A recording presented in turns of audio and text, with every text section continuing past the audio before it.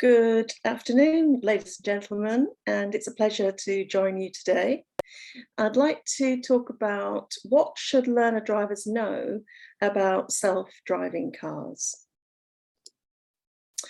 So how I would like to tackle this is to, first of all, talk a little bit about levels of automation in the vehicle, and then talk about human factors when part of the driving task is carried out by an automated vehicle, and then finally look at the training needs for the next generation of vehicles. So looking at the role of the driver according to different levels of autonomy, then the first level can be called driver assistance. So the support offered by the technology in the vehicle is there to assist the driver, often referred to as ADAS, Advanced Driver Assistance Systems, such as sat-navs, cruise control, that kind of technology. And then the next level could be termed supervised automation. So here the vehicle actually carries out some fairly fundamental tasks, which means that the driver can be freed up entirely from taking part in the driving task. And their role within the vehicle is to monitor the system and supervise it to make sure that they are ready at any moment to take over control. That would happen if the system is unable to function and it's is in an environment in which its design is not able to cope with the complexity in the environment. This level I will be talking about mostly today. And then the final level is the autonomous vehicle. This is what we would term as an entirely self-driving vehicle. It is entirely driverless. It can get around the environment without help from a human at all. There is no driver.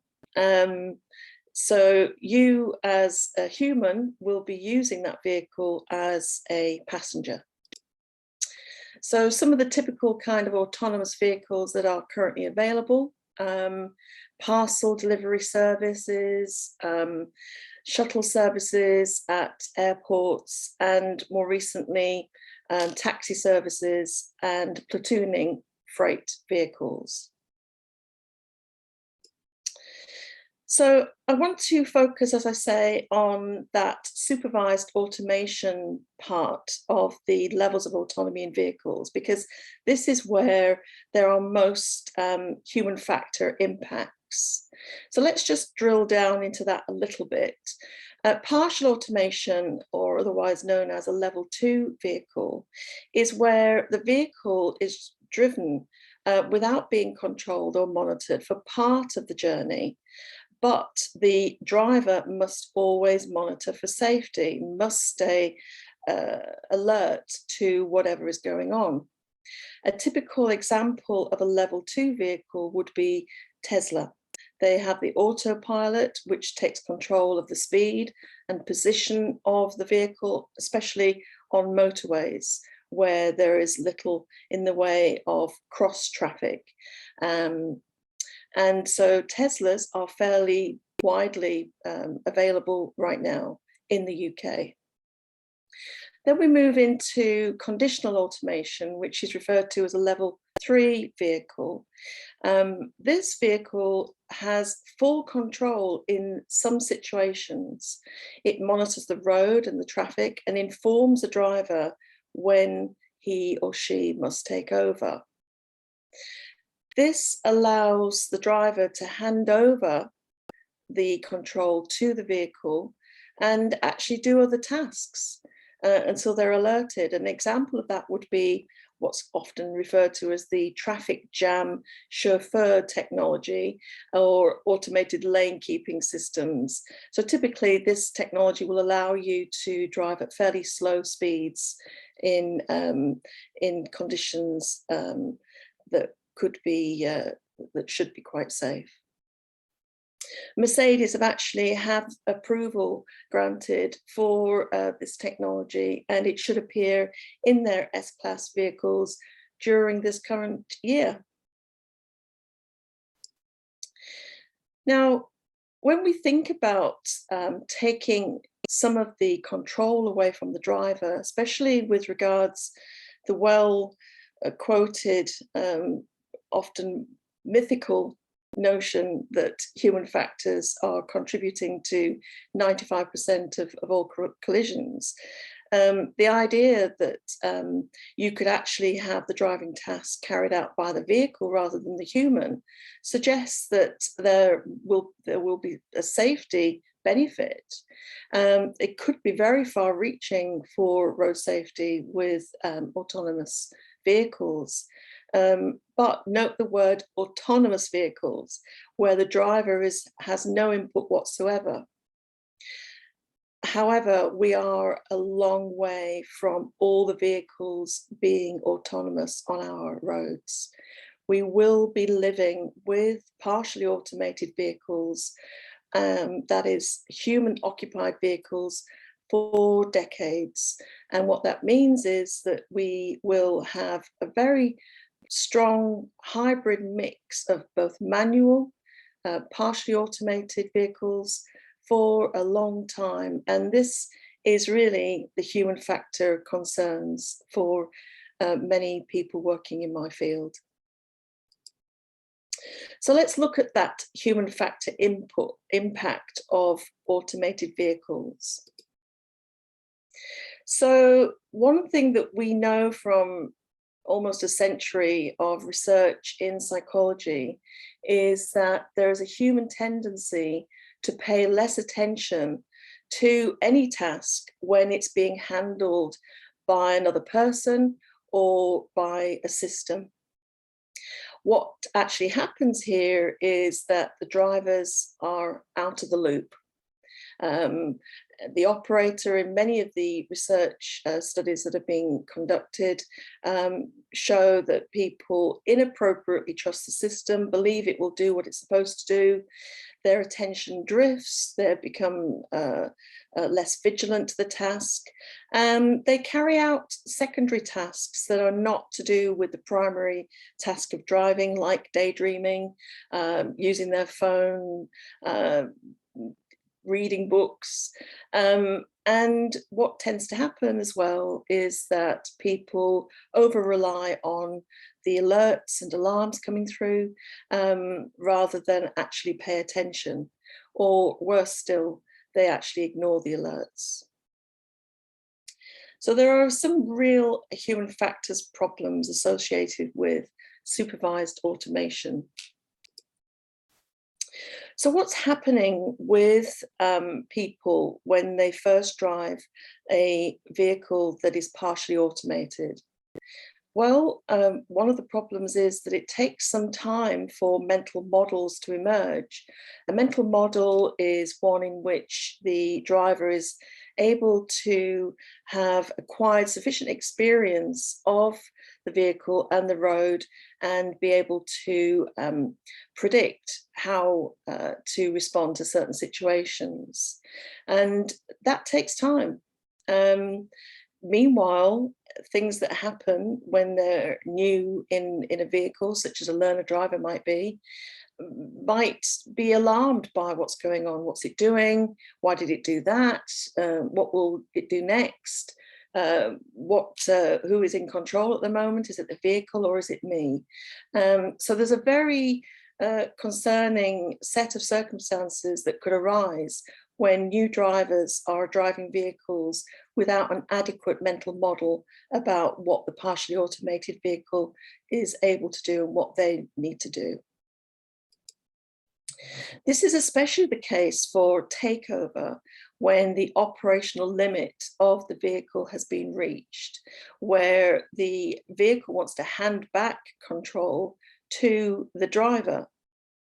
Now, in many studies of takeover, where the vehicle is requesting the human to carry out the task, reaction times to that takeover request takes some seconds, between 3 and 21 seconds in most of the studies we've looked at.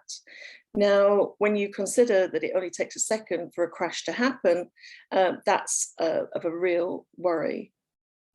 Takeover to critical events in adverse weather is much worse. It's longer on a highway than on a city road, presumably because on a highway, people are much more likely to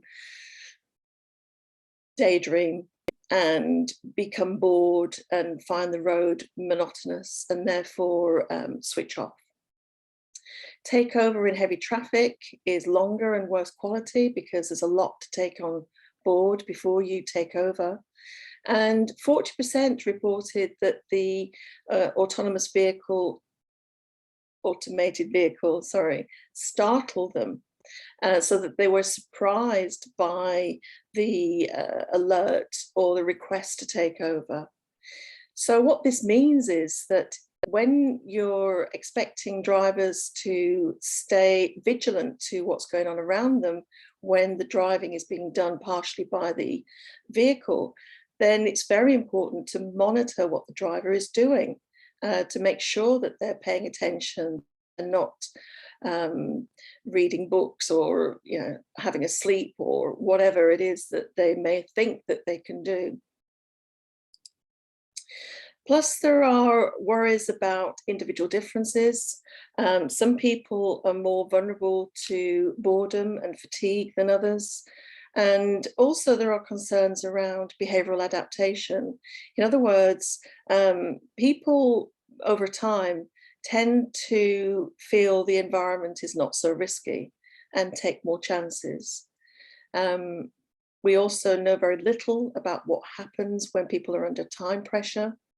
Do they get annoyed with the vehicle not moving fast enough?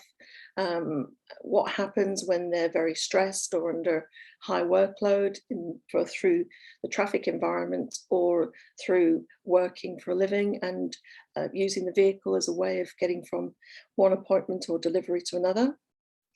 So the real question here, when we think about those human factors, is, are drivers suitably trained for the next generation of vehicles? So this brings me to the question about what should learner drivers know? Well, we've talked a little bit about mental models for connected and automated vehicles. Education about function capability within the vehicle and the technology is such an important component. There is also worries around de-skilling, that when learners, especially who haven't acquired a sufficient experience of being able to drive a car manually, are then using a partially automated vehicle, may actually find that their skills fade when they're having to return to manual driving after partially automated driving for a while.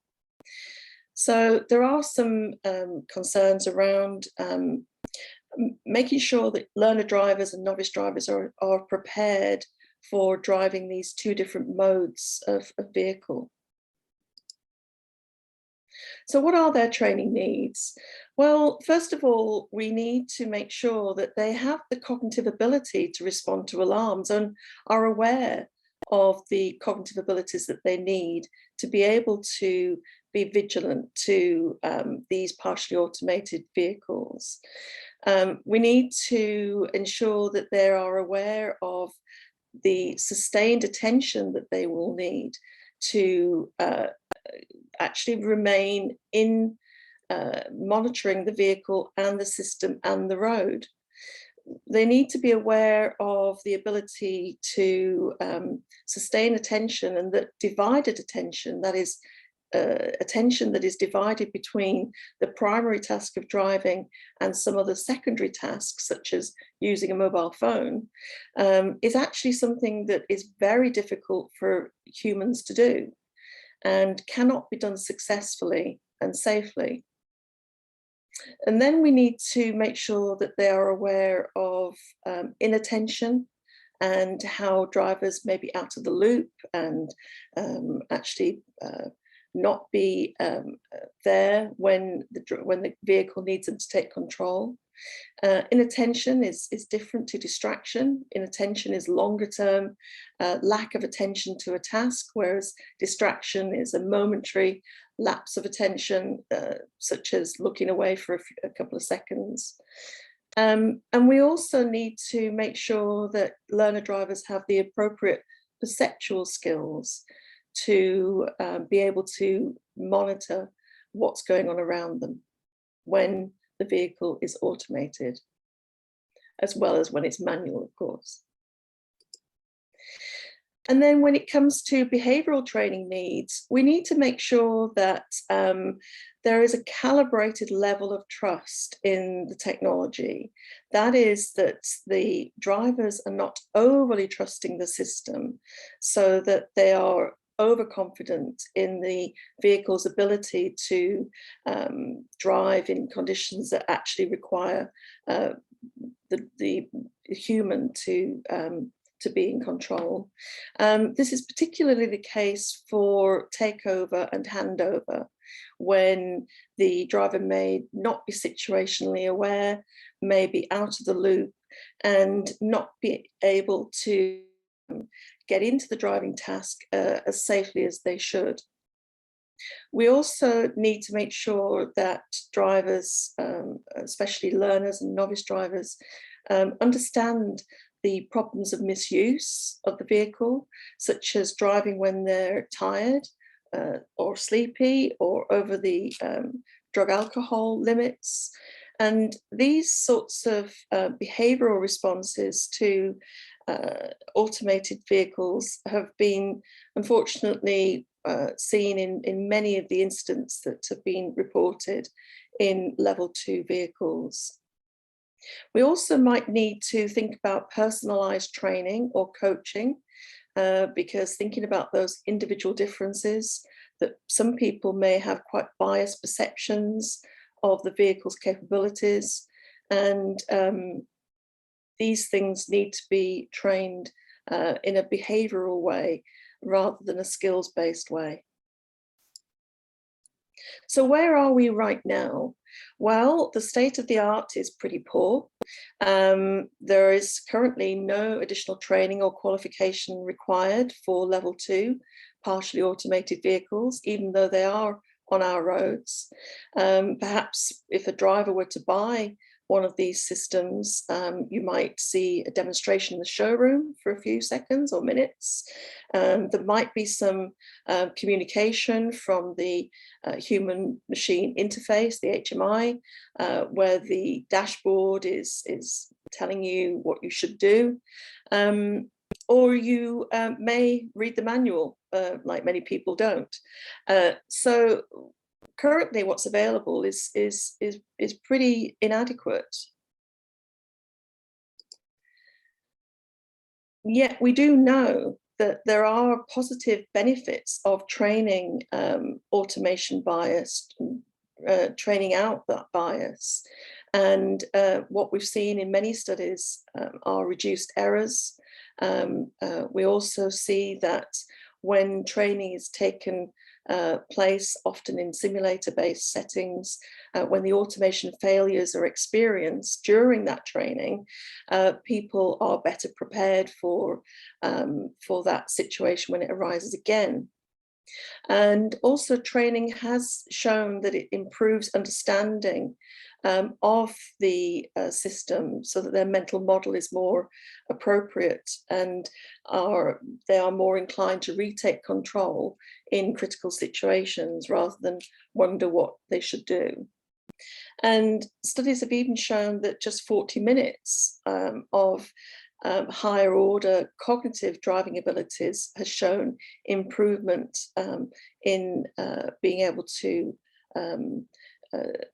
drive an automated vehicle. But the question really is about all these training effects is whether they will transfer into safety improvements. We often see the benefit of training in terms of people's responses, but whether or not that is a long-term effect which carries through to their safe driving over longer period of time is not often known.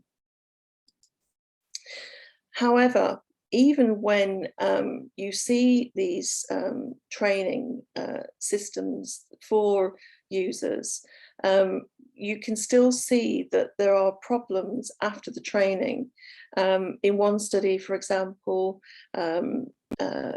students were given detailed descriptions of their responsibilities, or they were given a classroom-based orientation to the system, limitations and driving scenarios, so they were divided into those two groups.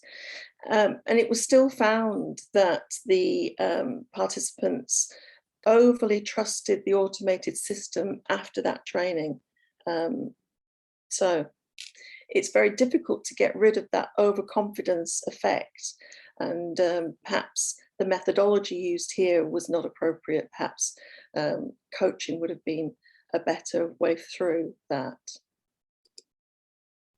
Another study conducted at Loughborough University, looking at developing training for automated driving. Here there were two groups, one which were literally given the manual, operationally trained in that way, and then the second group that were behaviourally trained. It was a self-paced, narrated, interactive PowerPoint on how to scan before taking over to make sure that your situational awareness is okay. And what the research found was that in the simulator, those in the behaviourally trained group were able to notice more hazards, they checked their mirrors more, they were quicker when they took over control, they had safer lane changes. So the benefits were there to be seen in the simulator, but the question is, again, will that transfer to real driving? And of course, will the effects be maintained over time? So in conclusion then, automation changes the role of the human in the vehicle system. And these changes in the technology often lead to unintended and unanticipated effects. And this is well known in the field of human error. What can happen when the system changes is that there is a change in the way that the task is needed to be carried out, which increases its task difficulty and its workload. And also the nature of the vehicle will change the way in which other road users interact with you driving an automated vehicle.